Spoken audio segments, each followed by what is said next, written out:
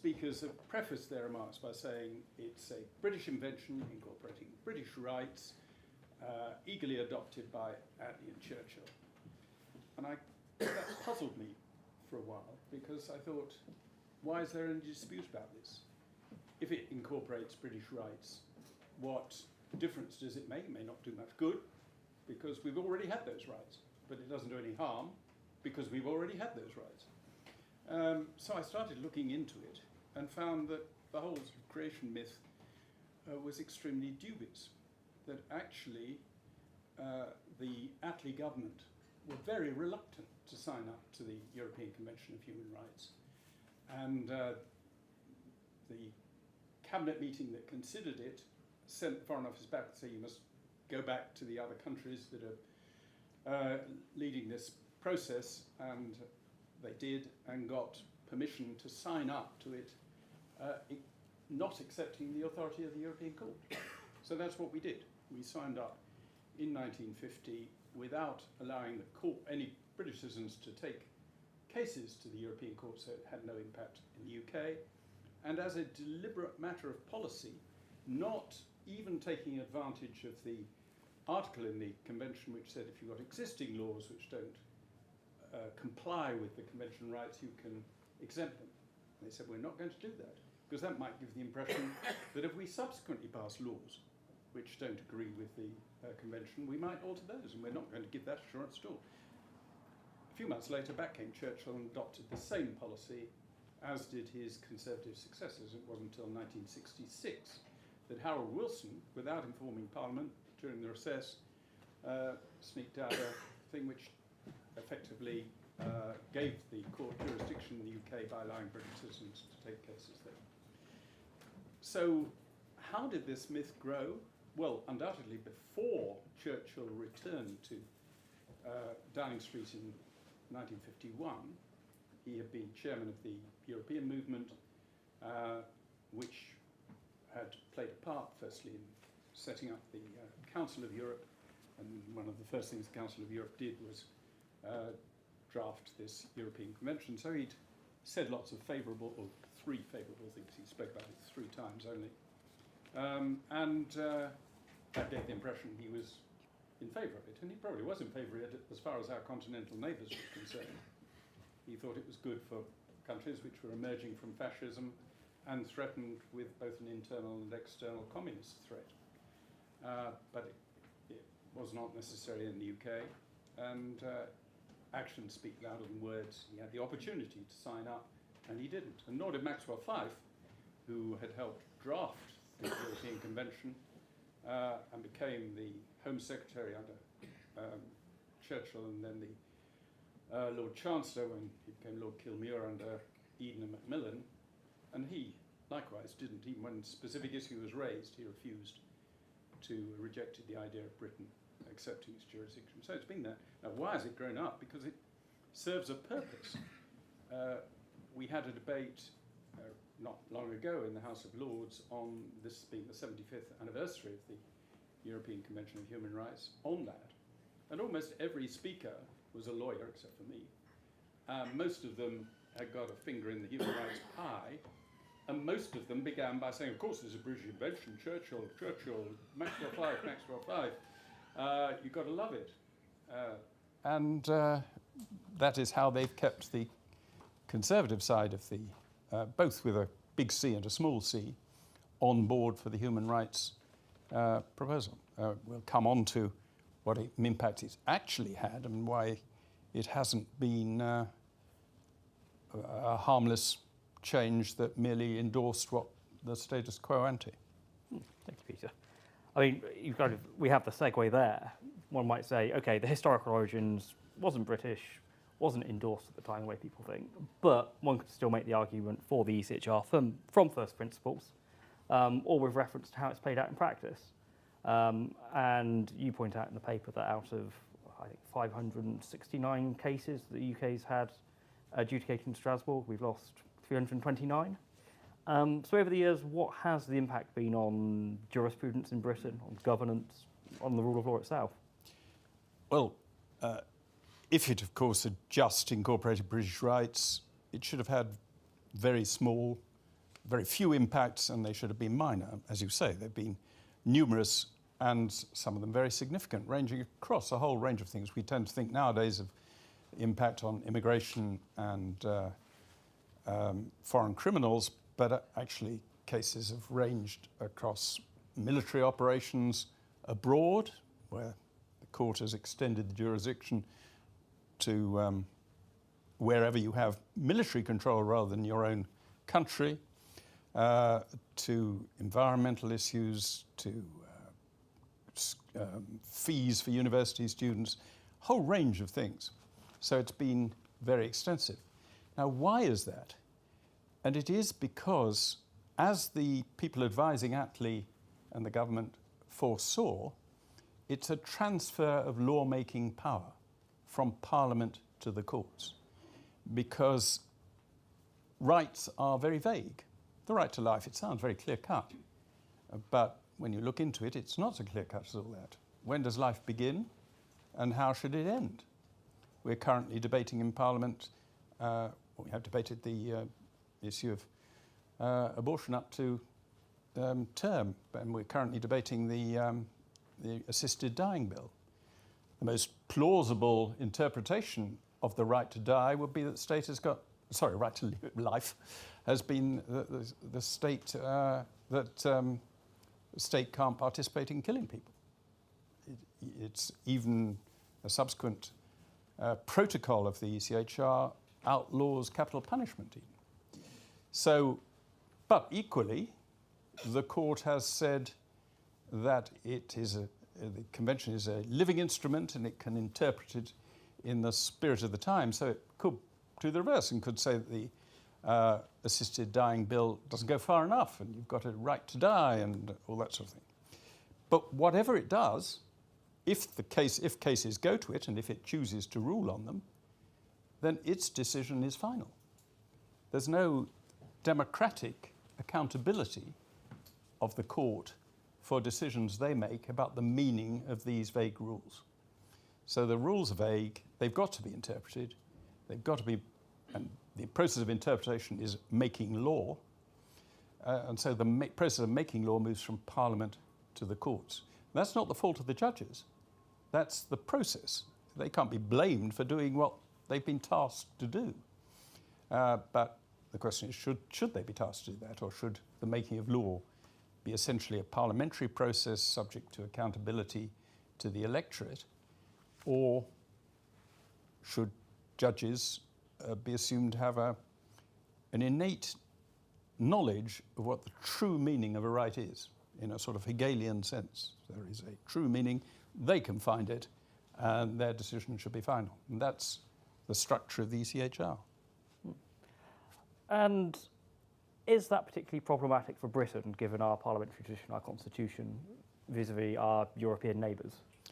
Yes, we have developed rights and have this great tradition of British rights, and everybody's proud of them. I was brought up by my father, who wasn't political at all, but he would say, of course, you have the right to do anything that's not forbidden by law. When we were out walking and we'd see a sign saying trespass will be prosecuted, he'd say, there's no law against trespass. You can walk across that property, and we climb over the fence and walk through private woods. As long as you don't do any damage, he said, you can do it. And I was rather taken by this. As of course was Mr. Fagin, who, when he climbed over the wall of Buckingham Palace and got into the Queen's bedroom, he couldn't be sued for trespass because there's no law against trespass. He was eventually convicted of stealing half a bottle of wine from the Queen's bedside while she chatted to him and waited for people to come rescue her. So we, in Britain, have never had a list of specific rights. Mm-hmm. You have a right to do anything as long as it's not forbidden by law, and the state can only do things which are authorised by the law. And that's our structure of rights. And then perhaps the nearest things we have to sort of specific rights are habeas corpus, that you can't just be held indefinitely by the state. It's got to show good reason why you're being held, and have a right to a fair trial and so on, and right to jury, which isn't actually one of the ECHR rights. It's a purely British right, the right to a jury trial, though I hear today on the news that's going to be whittled down.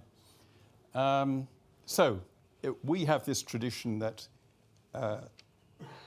everything is permitted unless it's forbidden. The process of forbidding things is Parliament, and Parliament is accountable to the people at elections. And that means that having some other body that can take decisions about what is and is not permitted and what governments can and cannot do, or must and must not do, is very alien to our traditions. The continental countries were obviously traumatized by fascism and the threat of communism and the reality of communism in the East.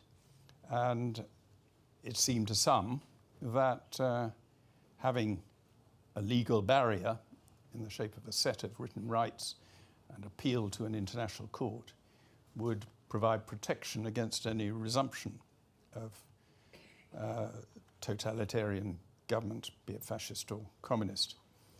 That always struck me as a rather frail hope, because any government that's not squeamish about torturing people is unlikely to be terribly worried about what some foreign court might say about them. And sure enough, that's turned out to be the case. First test was the Greek colonels. They took over and they thought it would be helpful if they tortured and imprisoned without trial their opponents. So they simply left. They didn't say, oh gosh, we're not going to do that because someone might say it's wrong. They did it. And then Greece didn't re-enter until later. Russia wasn't expelled for its resumption of many Soviet practices, but for invading the final full invasion of the Ukraine that they were expelled for. So it hasn't, in practice, stopped countries doing wicked things. And what about countries, I mean, France is a good example of this, who are much more open to saying to the court, jog on? Well, we had President Macron yesterday address both houses of Parliament, which was quite interesting, not least because he invoked the French Declaration of Human Rights in 1792 or something. I couldn't quite hear the date he gave, as the sort of origin of human rights, though it did seem to be followed rather rapidly by the guillotine and everything else.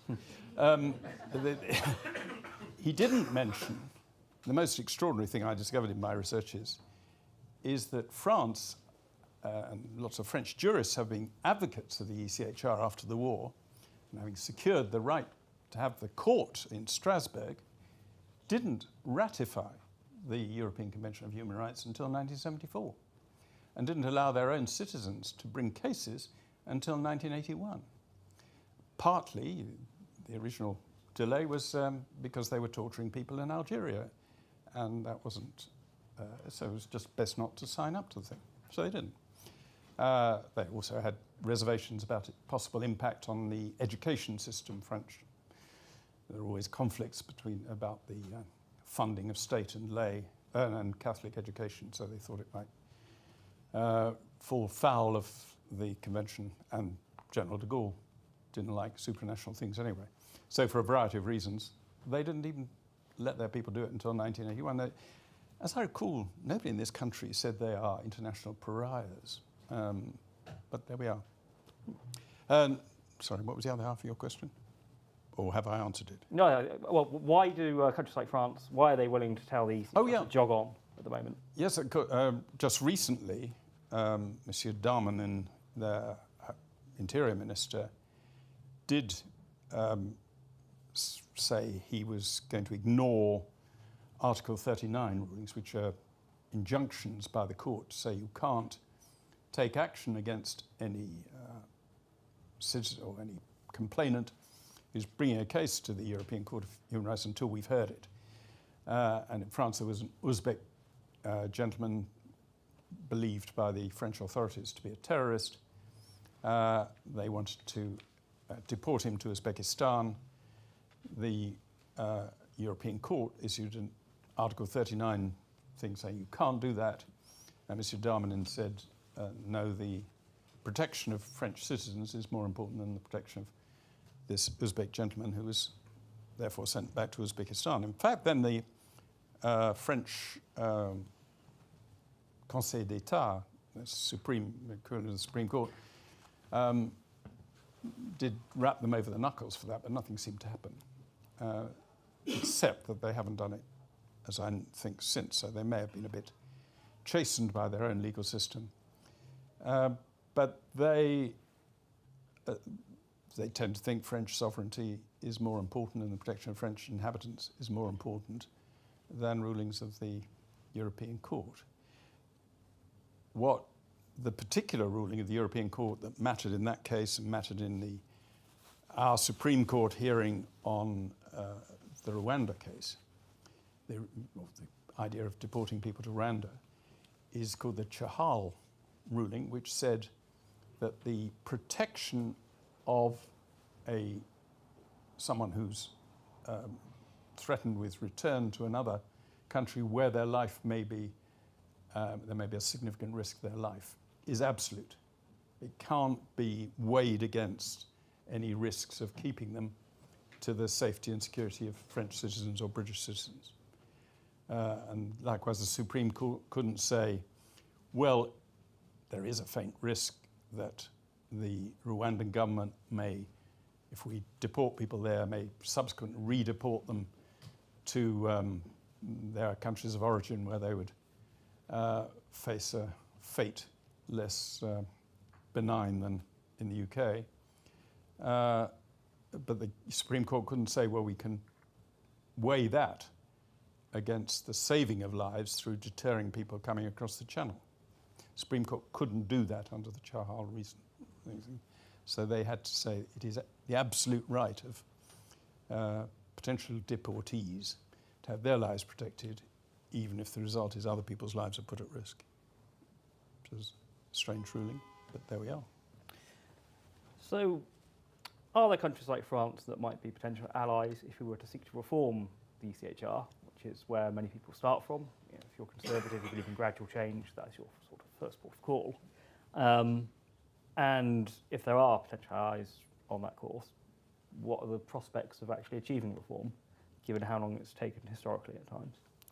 Well, recently some 9 countries, I think, who were members of the European, they're all actually members of the European Union, but they were doing so in the context of being members of the Council of Europe, which has 46 members. 9 of them did write a letter to the Chairman of the Council of Europe, President of the Council of Europe, saying something must be done about the court to give us greater freedom to deal with immigration cases and deportation of foreign criminals. But they didn't say what. And it's very difficult to see what could be done. But potentially, therefore, that there is, for the first time, a group of countries, it didn't include France, by the way, who are interested in doing something about this. They didn't ask Britain to sign up, and it would have been interesting if they'd done so, to see whether Mr. Starmer would have signed up to it. I think he was probably glad he wasn't asked, and he didn't volunteer to sign up to it.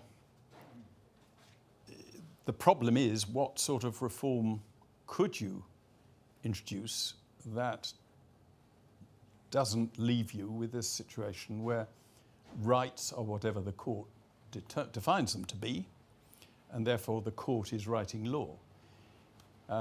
Strangely enough, in the recent immigration white paper the government issued, they say in somewhat coy words they're proposing to legislate to tell the British courts how to interpret Article 8, the right to family or respect for family life, and 1 or 2 other articles, as they apply to asylum cases.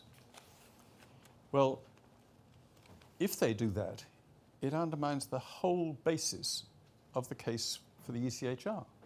The case for the ECHR is that the courts, unimpeded by political considerations, and with the innate knowledge that being lawyers gives them of the true meaning of human rights, can tell us all what the true meaning is. But if we're saying, well, actually you can't, and we, Parliament, are going to tell you what the true meaning is, why doesn't Parliament take the responsibility of passing the laws that define what these rights mean? So it effectively holes below the plimsoll line, the whole case for the ECHR, if the government does go ahead and legislate to tell the courts what rights are. And I don't think Starmer's yet realised that, but I suspect Lord Hermer has, so it probably won't happen. But that's the problem. We did, under Ken Clarke, try to get some reform. I forget the precise timing of it. I think it was in 2004.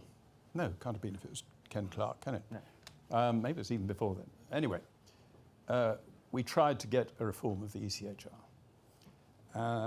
And after much negotiation and about many years of discussion, they included in a protocol a reaffirmation of what has always existed, and that's called the margin of appreciation.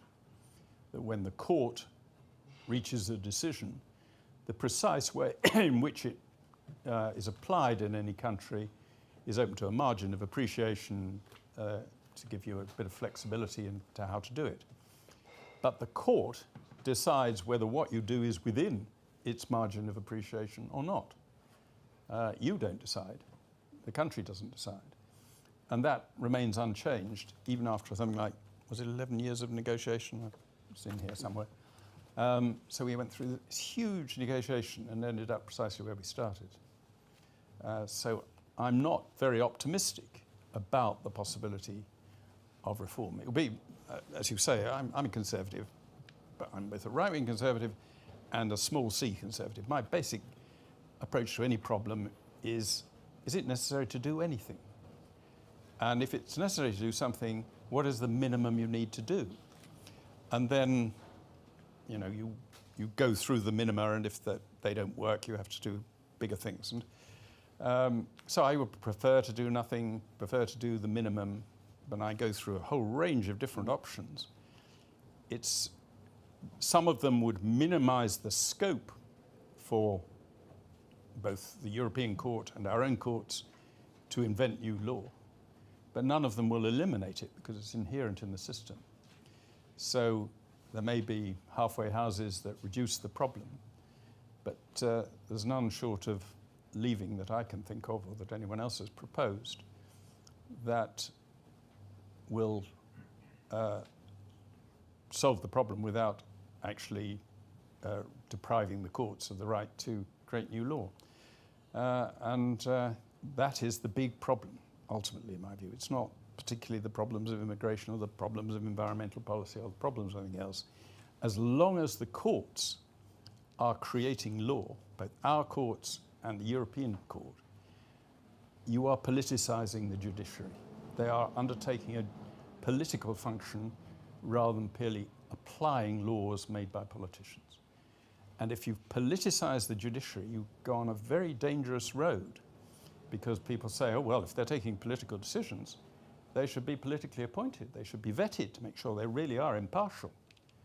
And we know what impartial means in some people's minds. It's rather different from what impartial means in other people's minds. So you start having a political choice and selection of judges and pressure on them. And even Starmer has found himself criticizing immigration tribunal judges. So you'll start on this process of politicization, and it leads inexorably, unless somebody can invent a way of stopping it, where the American sort of system where the Supreme Court is chosen on political grounds and life expectancy, so that a president can perpetuate his own influence by appointing young and long-lived judges of his persuasion and influence legislation or rulings for years to come.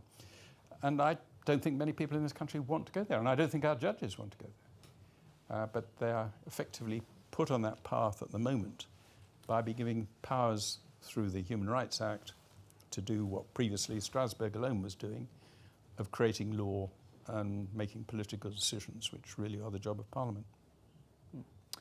I think there's maybe one final point we can cover before we open up to questions from the audience.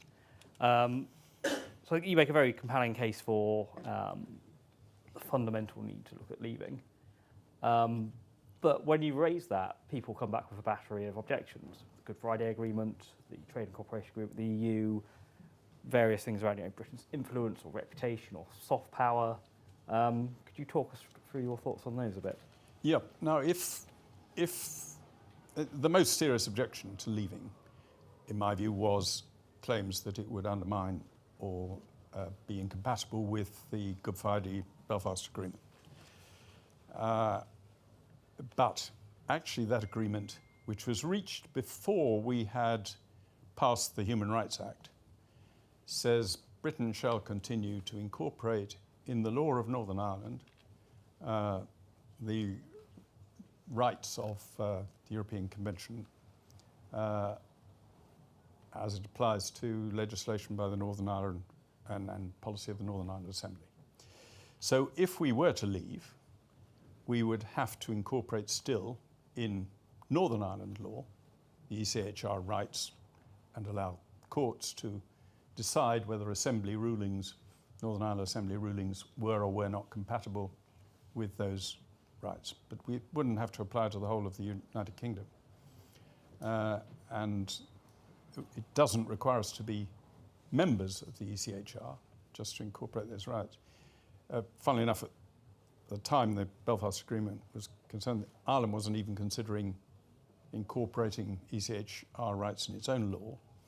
And the agreement says something like, Ireland shall consider how best to improve its human rights legislation or something like that. So it was basically saying both sides should continue doing what they're proposing to do and shouldn't resile from it. And so we can, as far as the Good Friday Agreement is concerned, leave and be compliant with the Good Friday Agreement. As far as the Trade and Cooperation Agreement is concerned, the agreement following our departure from the European Community, that has, I think it's Section 3 deals with cooperation on legal and criminal matters, and it says if Britain leaves the ECHR, then the European Community has the right to suspend that section of the Trade and Cooperation Agreement immediately.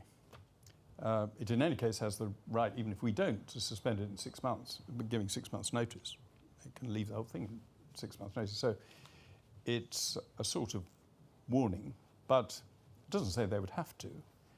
And given that they cooperate with lots of other countries who aren't signed up to the ECHR, it would be very odd if they ceased to sign up or ceased to cooperate with us, unless, of course, we were sort of suddenly taken over by some fascist government that was saying that we were going to cease to give the right to trial and proper consideration to their citizens here, or we were going to misuse information shared with them to put people in jail and so on, which isn't going to happen. So I think it's very unlikely that if we did leave, they would cease to cooperate on that front.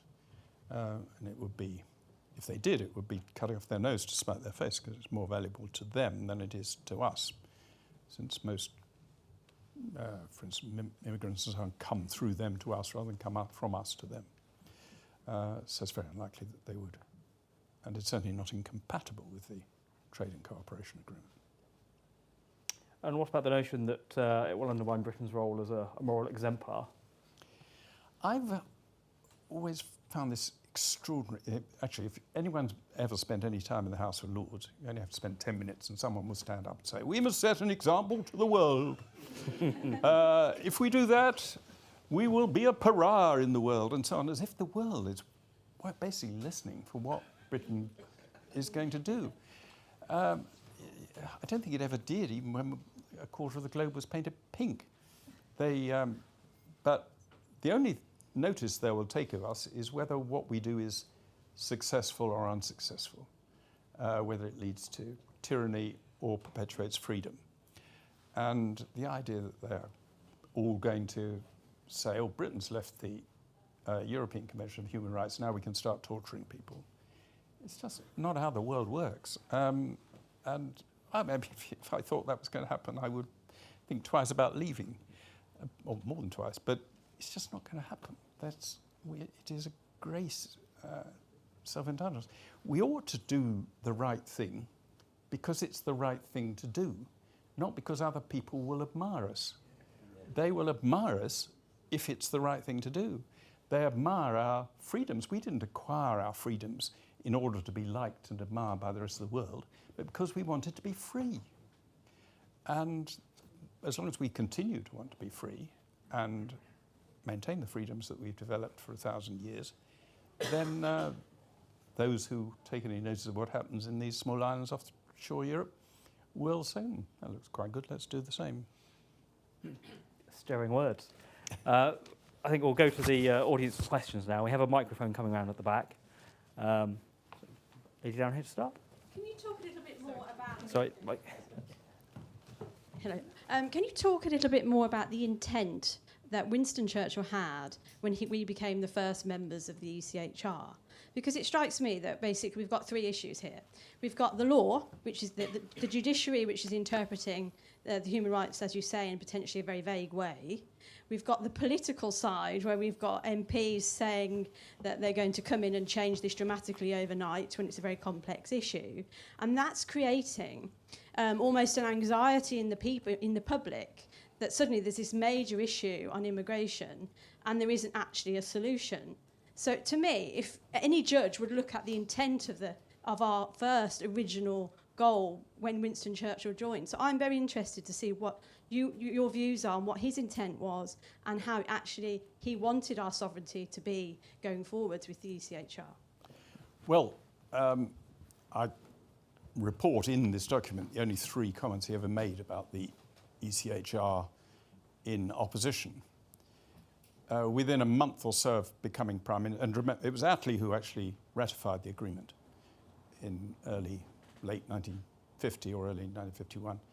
And then Churchill came back a few months later, and within a month of becoming Prime Minister, he issued a sort of memo to the Cabinet about Britain's relations with Europe, and said, and again, I've got it in here, I can't remember it off by heart, but effectively he said, Britain wishes European unity and integration well, but our priorities are the interests of Britain, our relations with our Commonwealth and Empire, relations with the United States, and finally, our relations with Europe.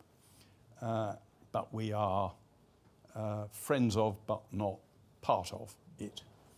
And he didn't specifically mention the court, but he had previously linked both the court and the proposal for a European army together and rejected that. And quite clearly his whole policy was, we want Europe to unite and strengthen against the communist threat, to do so in a democratic and freedom-loving way.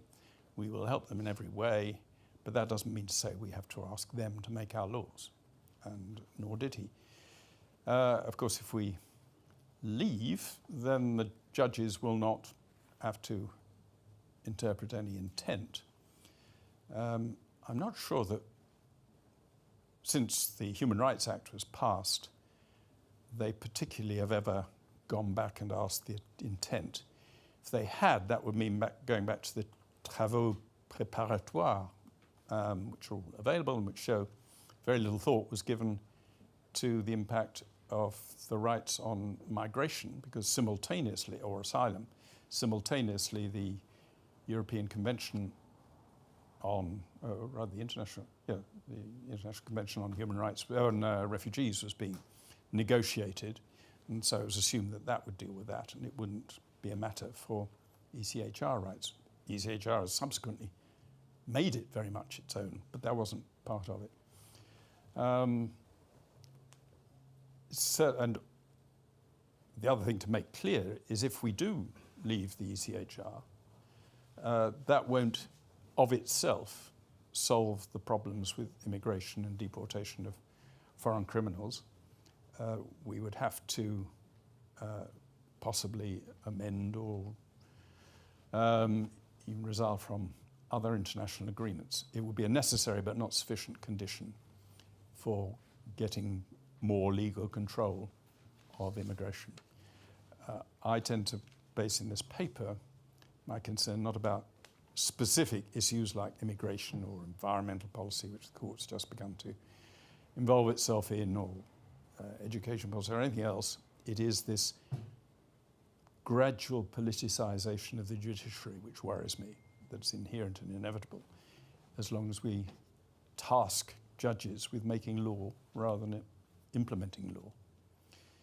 And we'd be free of that if we decide to leave, or simply say, as to the extent there's an overall preference given in here, we should say we are going to leave unless and until the other member states, the Council of Europe, change the rules of the court to restrict its ability to make new law satisfactorily, and then we could rejoin.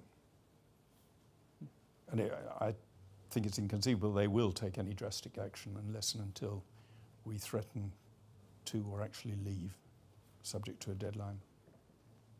Question out front. One of the things I've been advised is leaving the ECHR, which may or may not happen. As you said, there are other things. To what extent do you think that our membership of the ECHR and the jurisdiction of its court has affected other aspects of common law, and how our legal system has changed because of it, and the different varieties of law enshrined in the ECHR and in our common law tradition? Well, you're right to mention the common law tradition. I'm not a lawyer, and I kept on, when I was reading about this, finding this distinction drawn between our common law tradition and the civil law tradition on the continent, and of course between the development of law by our courts under the common law system and what was worrying me of the interpretation of vague principles. And what was the difference? And the difference seems to me that under the common law system, the judges will often have to face new situations which didn't previously occur. You know, eventually the internet, suddenly all sorts of contract law becomes slightly different because people may have reached agreement by email or whatever instead of written word. And so you then have to think, well, how does it apply to these new circumstances? And what they do is they use the process of induction. They say past precedents in related cases, the common principle seems to be X. Let's apply that principle to this new situation. So they're constrained by past decisions and past precedents. Whereas if you say under the civil law system, what's the meaning of the right to life? Or what's the meaning of respect for family life? There's no constraint on it. You can reach any conclusion you want as the judges, and indeed that's what they have done. Most notably in this recent case in Switzerland, where the Swiss government had a policy for reaching net zero quite rapidly, for net zero emissions of CO2. It went to a referendum, the Swiss being very democratic. It was voted down, and the option of a slower path to net zero was adopted by the Swiss people. 2,000 or 200, I forget, anyway, a large number of elderly Swiss ladies took the case, who were all eco-fanatics, I assume. I've never met any of them, so I may be traducing them, but they took the case to the European Court that this was putting their lives at risk, because if Switzerland didn't reduce its emissions, heat waves would become more frequent and they would be more likely to die in the summer. The fact that Switzerland only produces 0.2% of the world's CO2 did make it seem slightly unrealistic. Nonetheless, the court ruled in their favour, overruled the decision of the referendum, and said quite explicitly that the rule of law cannot be equated with democracy or majority rule of either the majority of representatives or the majority of voters. And that's their view. So that they've effectively interpreted the law quite extraordinarily. In general, the ECHR says it accepts both common law tradition based on precedent and civil law tradition based on whatever you want, that makes it sort of twice as uncertain as being under either system. So you can't really tell how the courts are going to operate in practice, and they can. And the one thing you'd like about law is that it be certain, so it's even less certain from their willingness to try and combine both traditions than opt for one. Question down here. Thank you very much for your talk. Like you, I'm not particularly concerned about the Good Friday Agreement or the TCA constraining us, although for entirely different reasons. But I've stopped saying why in public because the Good Friday Agreement, the easy answer to it was that it wasn't incorporated into UK law, and international agreements which are not incorporated into UK law simply do not bind us. Yet, for reasons I still don't understand, the Windsor Framework incorporated the Good Friday Agreement many decades after it had been agreed. To my mind, that is an active conspiracy by the civil service to keep us in the ECHR. How are we going to leave if our civil service are determined to stay? Well, the simple answer to that is you have to have ministers who are determined to govern rather than be governed by their officials.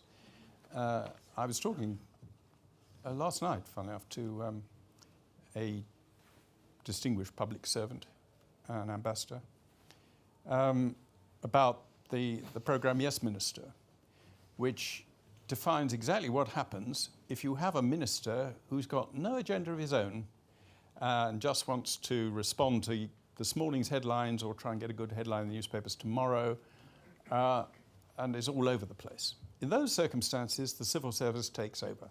And jolly good thing too. It's better to have some kind of steady, predictable government than completely wayward government. But if you've got a minister who does have an agenda, then the civil service, by and large, in my experience, will, after a testing period of about 6 weeks, they'll say, oh, all right, Minister, if you insist on that, well, okay, we'll do it.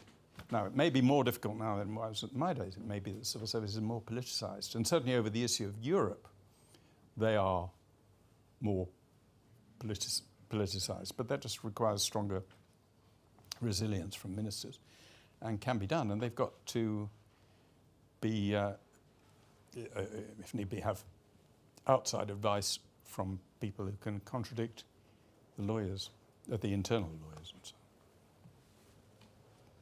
Okay, and question over here. Thank you. Can you describe, as simply as possible, the process of leaving, so that if we are arguing for leaving, we know exactly what we're arguing to have done? Well, any country can leave the convention giving notice of a year's notice. I think it's a year's notice. And then you just leave. And what happens then? We would then be in the same position as Canada, Australia, New Zealand, dependent on our own courts to implement our own laws. The question is, would we want also to repeal the Human Rights Act? The Human Rights Act tells our courts to apply the certain articles of the Convention, the main articles describing, not defining, but describing the main rights. And if we leave the British courts with that freedom to interpret those rights, we will still have this internal politicisation. If your primary concern is you don't like foreigners making your laws, you'd have got over that. But if your concern is you want people who are accountable to the electorate to make your laws, you've probably got to leave the Human Rights Act or pare it down. One option put by Martin Howe, who's a very distinguished lawyer, particularly expert in European law and I don't think he'd mind me saying a Eurosceptic. He said you could pare down the Human Rights Act so that it would be able to consider administrative decisions by ministers and their officials and whether they comply with the law, with the principles in the Act, in the Convention, and secondary legislation. So that if a second statutory instrument was found by the courts to be incompatible with the human rights, that could be either amended by the courts or dismissed by the courts. But the courts wouldn't be able to override primary legislation as well. Technically, under the Human Rights Act, British courts can't override primary legislation. They can only issue a statement of incompatibility. And you will hear Lord Hermer saying, as he did in the debate we had on the rule of law, that this entirely respects the sovereignty of Parliament. So the British courts can and have on 42 occasions declared that an Act of Parliament is incompatible with the Convention. It's then up to the Parliament and the government to decide whether to amend or appeal that Act or not. And he says, so it's, sovereignty remains. But of course, if we don't amend it, then people can appeal to the Strasbourg Court. And if the Strasbourg Court upholds, or more likely even strengthens, the decision of the British Supreme Court, then we are treaty bound to implement the ruling of the European Court. You rightly said that we're a dualist system, that the rulings of under international agreements don't apply directly, but we're still treaty bound for the government to come back and propose changes to the laws, make it compatible with whatever Strasbourg. So effectively, the Supreme Court is imbued with the power of the European Court in Strasbourg. And so everybody knows that once it's made a ruling, that's not going to be not upheld if it goes to Strasbourg. And so in every case, every case but one, the British government has accepted in every case, Britain has the government has accepted the rulings of the court or appealed against them and won on appeal in the British courts. But it's never gone to Strasbourg. The one time we've chosen to ignore a ruling of the Strasbourg Court was David Cameron, when the ruling was about votes for prisoners. And the ruling was that prisoners who were incarcerated should have the vote. And Cameron stood up in Parliament and said, I would feel sick in my stomach to give votes to prisoners. I personally have a secret sympathy with the idea of giving votes to prisoners. It would mean that MPs had to go and visit prisons and they'd find out what's going on. But that's a rather different reason from saying it's the right of prisoners or the duty of Parliament to do it. But anyway, Cameron ignored it. What happens if the court reaches a ruling, then there's the Council of Ministers of the European Council, then is the sort of enforcement body. They issued a declaration to the British government that they were extremely disappointed that we hadn't applied it, blah, blah, blah. We came back and said, well, we're not going to apply it, but we will say that people who are not incarcerated will, if they're out on parole, subject to pending release, they will be able to vote. And we will tell all prisoners when they get their sentence that they won't have a vote. And eventually the European Court just caved in. And that's the only time we've resisted it. And they announced that the issue was settled, even though it clearly wasn't settled. And I think that was partly was they felt very embarrassed at saying law-abiding British citizens should have no say on the law as it applies in prisons. The only people who we're going to be concerned about having a right to vote are the prisoners themselves. And so they sort of backed off. But that's the only time. And you can't sign up to a convention on the grounds you're never going to take any notice of it. Occasionally you may decide it's so absurd you're not going to. But it would be dishonourable to sign up to something and say, we just sign up to it and going to ignore it, as some countries patently do. Question at the front. Thank you. My instincts are that when you talk about the history and the creation myth, it's very much preaching to the converted. It gives people who would like to leave the or criticise the ECHR a rosy glow that they're not going against Churchill. But in terms of how one would actually bring about change, it seems to me that a lot is to be gained by centering one's focus on the living instrument doctrine, because it doesn't that doctrine doesn't just allow the court to extend its interpretation beyond things that were originally intended.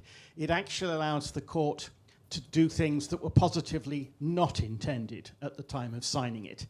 And if you're, as you said earlier, your instincts are to think of the minimum change necessary, I wonder whether there's more merit in focusing on restricting the living instrument. So, for example, if the court wishes to apply the living instrument, it should be subject to parliamentary, a democratic override in the country where it's being applied, so that having agreed to the original instrument, the original convention, we've signed up to that. But if a court wants to add a completely new interpretation, then some further democratic review would be permitted. And I just throw that out as a thought. The trouble is, it's hard to say when they are using the declaration as a living instrument. Their declaration, which actually was, I think, 1978, following a British case, the Isle of Man case, wasn't it? They simply declared it was a living instrument, not that they were creating something new. And in a sense, our own courts, our common law courts, treat law as a living instrument in the sense that if new circumstances arise, then it will apply them in as rational a way as possible to those new circumstances. And in the case of the Isle of Man case, it was the birch was still a legitimate form of punishment in the Isle of Man, and they ruled that under, I forget which article, where you can't use cruel and in, what's the other phrase, cruel and something? I don't think that, I think that's the American thing. Cruel and degrading or something, anyway, something like that, punishment. Now, obviously, in 1950, birching may not have been considered degrading, but it's perfectly arguable in 1978 it is considered degrading. So are we saying that the court must apply the sort of vague feelings that applied 20 years earlier, or those currently in? It seems to me not unreasonable to say we now consider it degrading. Now, I don't think they should have been taking the decision, but how would you ever know whether they were using this living instrument doctrine? Because they did then, but subsequently they don't sort of need to. They would just say, this is what we interpret the convention as meaning in the modern world. And you'd have to define in some way how they're not to do that. And I don't know how you do that. It's a bit like in America, where you've got this battle between the original intent lawyers and the progressive lawyers. You can change the lawyers, but it's hard to change the Constitution to make it apply original intent rather than so. I think the genie is out of the bottle, and it's hard to put it back in as far as that's concerned. But maybe that would be something that one would try and get fellow members to negotiate. And if they could come up with a way of putting the genie back in the bottle, that would be an improvement. Right, I think that brings us to the end of our event today. Please all join me in thanking Peter.